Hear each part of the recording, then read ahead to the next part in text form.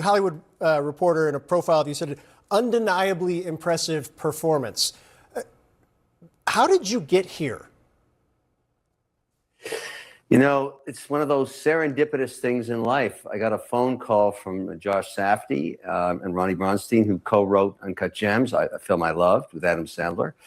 And they said, listen, there's this guy named Milton Rockwell. He's the richest man in America, royalty guy. He kind of reminds us as we're writing him of that guy on Shark Tank, you. And we're looking for a real a-hole, and you're it.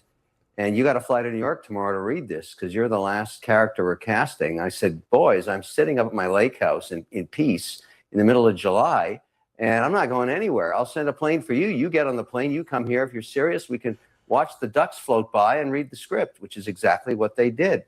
And, you know, the more I read it, the more I got into it. And they were also pretty smart. They let me accommodate my own comments about Milton, what he would have said in 52, who he was in 52, and why he would have said that, and they adjusted the script. So I really felt I owned that character by the time we shot it.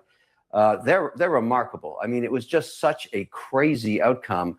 And once I got in the groove with Timmy and with you know, Gwyneth, we were having a blast. It was 1952. It was incredible. I want to give people a little bit more flavor of what the movie's like and how you are in it. Just watch this. I'm not trying to control you, Marty. It is unacceptable. It is unacceptable. But I don't think you understand the stakes. You have no power here.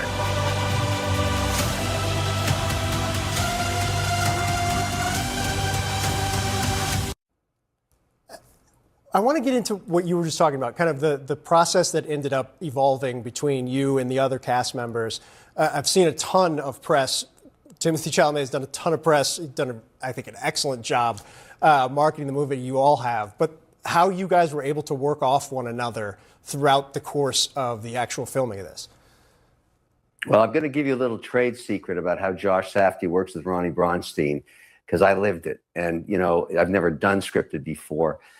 First of all, the way Chalamet works is you're sitting there waiting, and Darius, the guy that was the cinematographer, he is an insane person who wants perfection. So you're waiting for friggin' hours while he's setting up the light. These guys shot it old school with an Aeroflex 35mm camera, Panavision lenses. It takes forever to set that up. So we're sitting across from each other, just talking about whatever, and then it's time to shoot. And Chalamet gets up out of his seat, walks 20 feet, and boom, he comes back, Marty Mauser. I mean, the guy is, electricity's flying off him. He is the character. And there's that little guy in front of me, that arrogant little guy, and he is that guy.